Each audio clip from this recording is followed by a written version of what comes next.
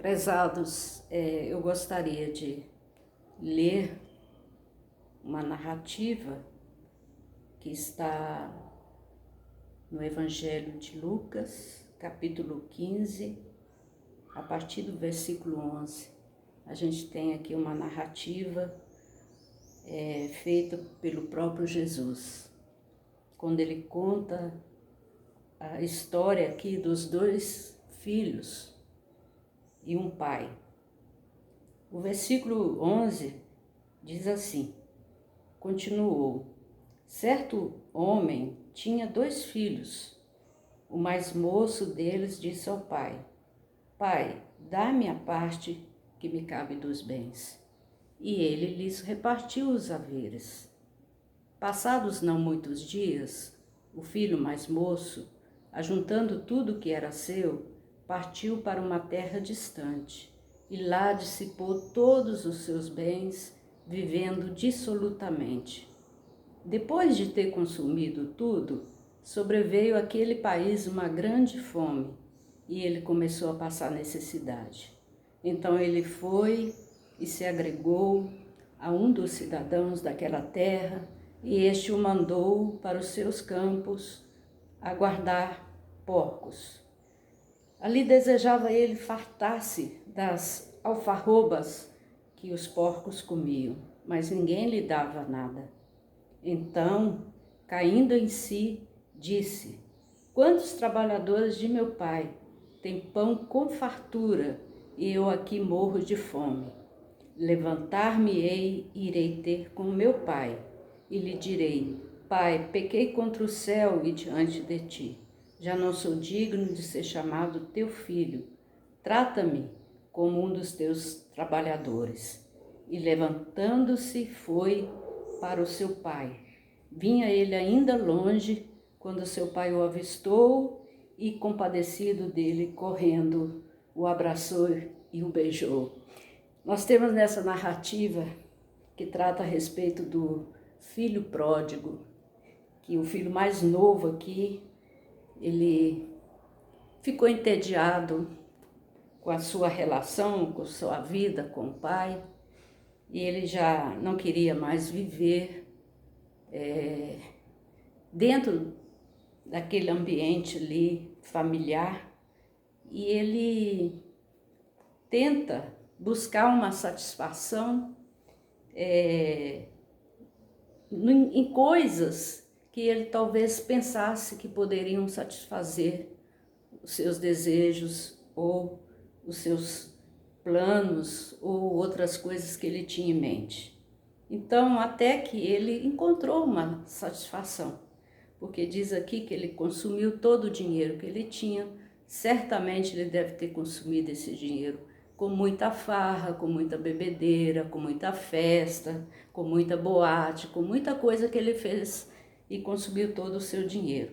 Quando fala aqui que depois que ele consumiu o dinheiro e sobreveio aquele país uma grande fome e ele começou a passar necessidade, isso remete ao fato de que o pecado, ele traz uma satisfação, sim, mas uma satisfação momentânea. O pecado, ele traz alegria, mas é uma alegria momentânea. Ele traz prazer, mas é um prazer momentâneo. Ele traz essa sensação: poxa, eu estou realizando muitas coisas, está muito boa a vida, mas isso tudo é momentâneo.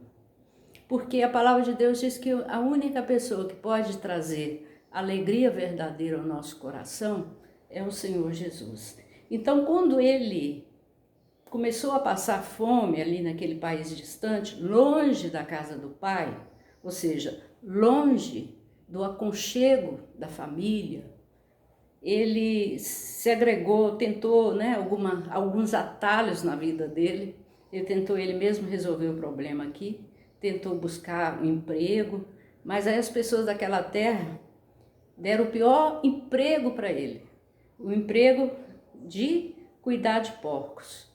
E a gente sabe que na cultura judaica a questão do porco era considerado imundo, um animal imundo, Você não, né, lá em Levítico a gente vê várias ordenanças de Deus a respeito da carne de porco, do consumo. Então, para o judeu, o animal porco era imundo.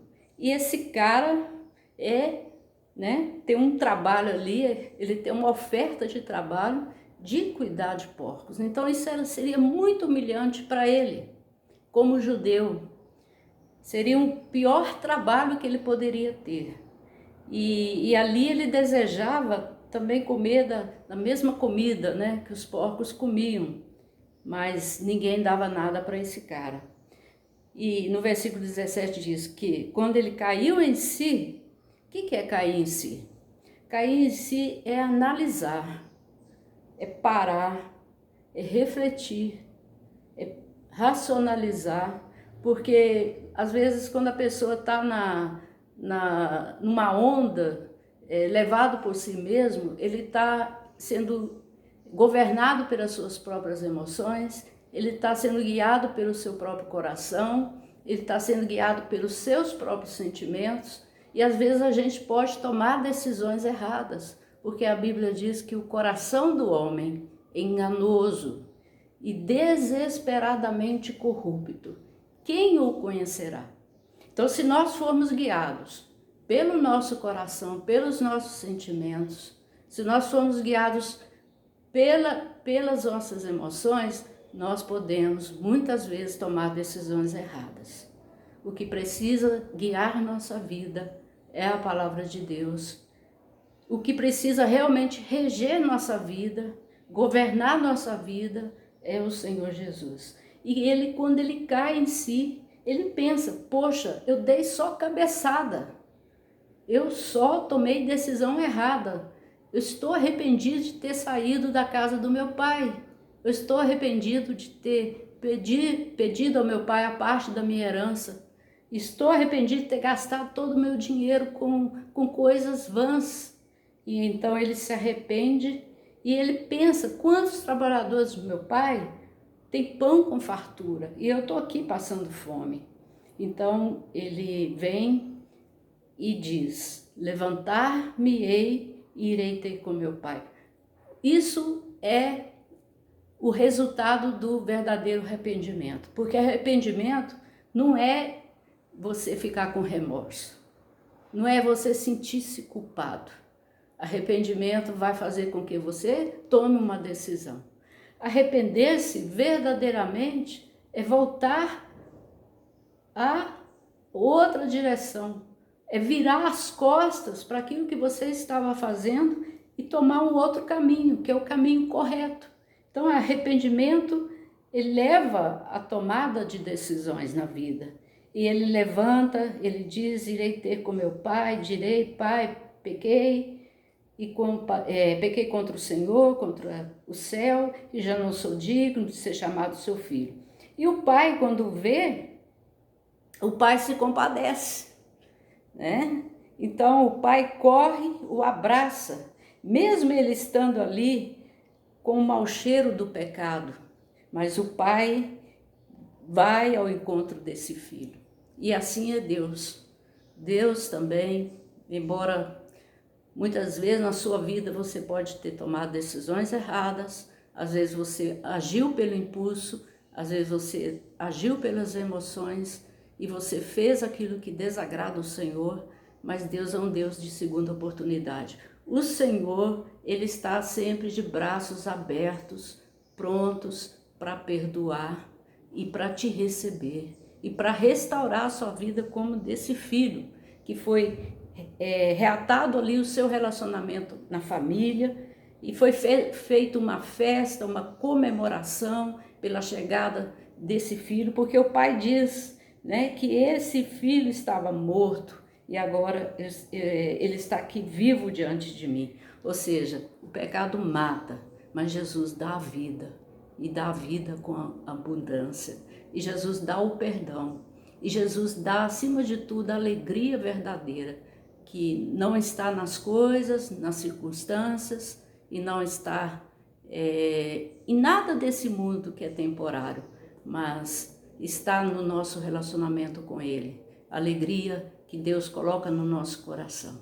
Que Deus abençoe a sua vida. Em nome de Jesus.